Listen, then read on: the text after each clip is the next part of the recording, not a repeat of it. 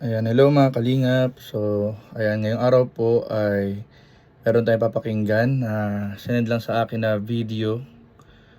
At isa nga po mga kalingap, video daw ito na kung saan po ay yung isang anti-kalingap daw po ay nag-a-advise kay Carla na umalis na po sa kalingap at kayahin yung dating kalingap angels o kalingap angel na umalis. So, actually tinatamad talaga akong gawan to ng reaction video. Nakakatamad talaga gawan to ng reaction video mga kalingap kasi ayoko na sana tong patulang kasi wala namang kakwenta-kwenta. Kasi unang-una, alam naman natin na siya ay nangaasar lang. Nangaasar lang siya, napipikon, nangiinis. Kasi yun yung content niya. Doon siya kumikita sa pangaasar, pangiinis. At kumbaga talagang kuha niya yung inis ng mga kuha niya yung inis ng taong bayan. Pero sige, pagbigyan natin guys, reaction na natin to kasi ang dami nagre-request. Ang dami daw sinasabi itong anti-kalingap na ito at ano daw yung ating reaction. So actually tinatamad talaga ako. Walang kagana-ganang bigyan ng reaction video. Pero sige, pakinggan na lang din natin. Tapos konting kwentuhan tungkol sa sasabihin niya, kung ano man yung mga kabutugan niya dito. Kabutugan na sasabihin niya dito sa video clip na ito. So sinend sa akin to ng isang supporter ng Kalingap. So pakinggan natin guys at try nating bigyan ng reaction video. Kasi ni Beyonce, tulad kagabi, di ba? Wait lang guys. Naalala ko, bago natin ituloy-tuloy guys yung video na to ay puputol-putulin natin. Kasi naalala ko ay medyo pikunin itong taong to. Pikunin to. Yung kumbaga, malakas siya mambalahura sa Kalingap. Pero kapag siya na yung gagawa ng reaction video or siya yung parang reactionan, ayaw nito guys. Nagagalit to. Nangi-strike to mga Kalingap. Kaya konting ingat tayo kasi mahilig tong mang-strike. Kumbaga, mahilig siyang manilip sa Kalingap pero ayaw niyang siya yung sisilipin. Yung mga pagkakamali o mga butas na nagagawa niya, ayaw na sinisilip. O na-strike na tayo nito isang beses ay kaya lesson learned.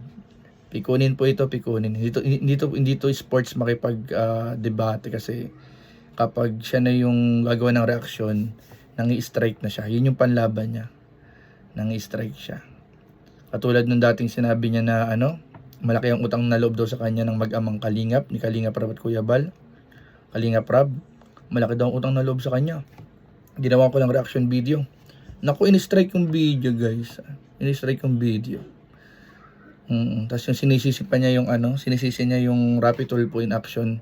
Staff daw dapat ang sisihin, hindi daw dapat yung nagreklamo sa Rapid Tulfo ang sisihin. Wag daw yung nagreklamo, kundi daw dapat yung staff ng Rapid Tulfo in action ang sisihin. Sabi niya dun sa video na yun na ating nireaksyonan dati. At malaki daw ang utang na loob sa kanya ng mag-amang Matubang. Tapos ni-report niya yun, in-strike niya yung video. So alam niyo naman guys, kapag nakatatlong strike, eliminated ang channel. Tanggal na yung channel, buong channel natanggal na.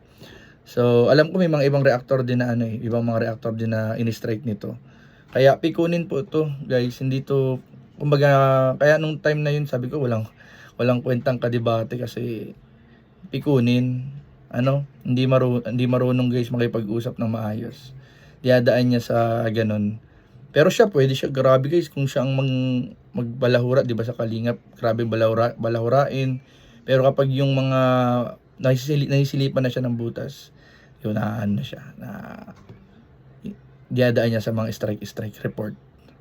So kumbaga walang kwenta. Pero sige guys, para sa inyo, pakinggan natin to kasi involved dito si Carla na sinasabihan daw niya na sana, ang advice daw niya ay umalis na lang daw si Carla sa Kalingap, katulad daw ng ginawa ni dating Angel. So unang-una lang naman guys, hindi naman pwedeng ihalin tulad yung umalis na Angel kay Carla. Napakalayo. Hindi pwedeng ihalin tulad. Tsaka hindi dapat talaga pinagko-compare ang mga beneficiary. Hindi dapat pinagko-compare yung mga beneficiary.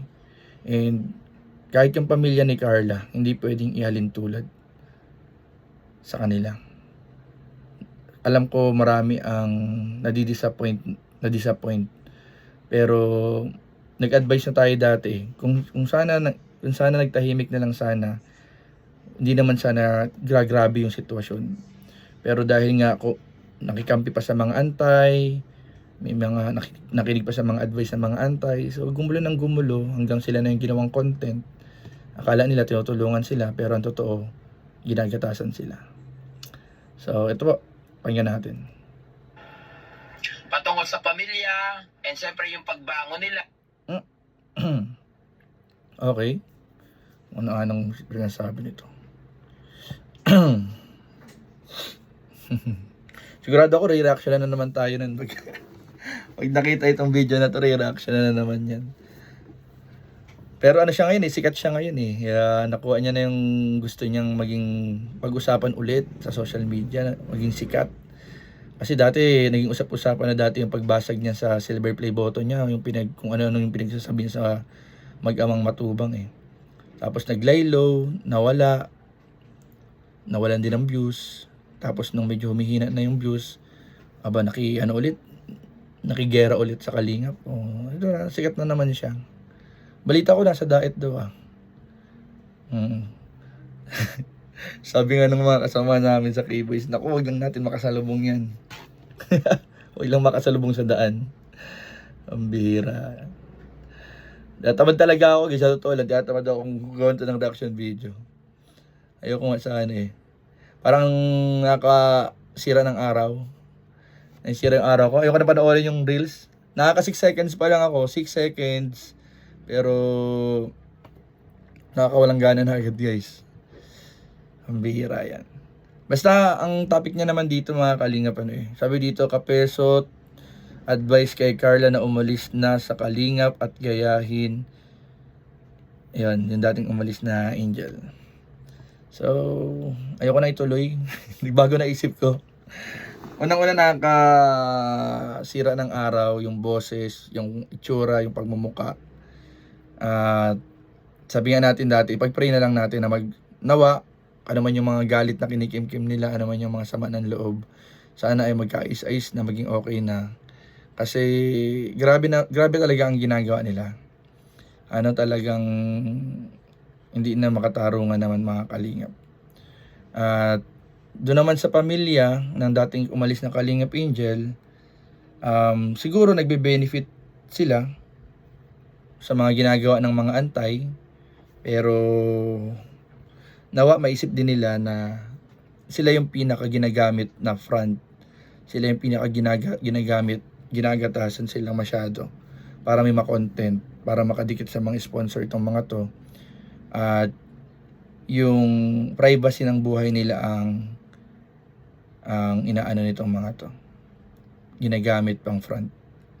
So pero nasa kanila naman po yun kung nagbe-benefit sila, nagbe-benefit din itong isa, so nasa kanila po yun. Pero ang sa atin lang, kung gusto nila talaga ng katahimikan, mas maganda na wag na silang magpa-topic sa kahit na kanino, or wag nang i-topic ang Kalingap. Kung gusto nilang maggawa ng sariling channel, nasa kanila naman, karapatan naman nila yun. Pero kumbaga ay ilayo na lang, i-separate na lang yung sarili sa Kalingap para magkaroon talaga ng totoong katahimikan at kaayusan. And then time will come, magiging okay din naman ang lahat, sigurado ako. So pero kung gusto pa nilang patuloy na ginagamit sila ng mga antay, nasa kanila po 'yun.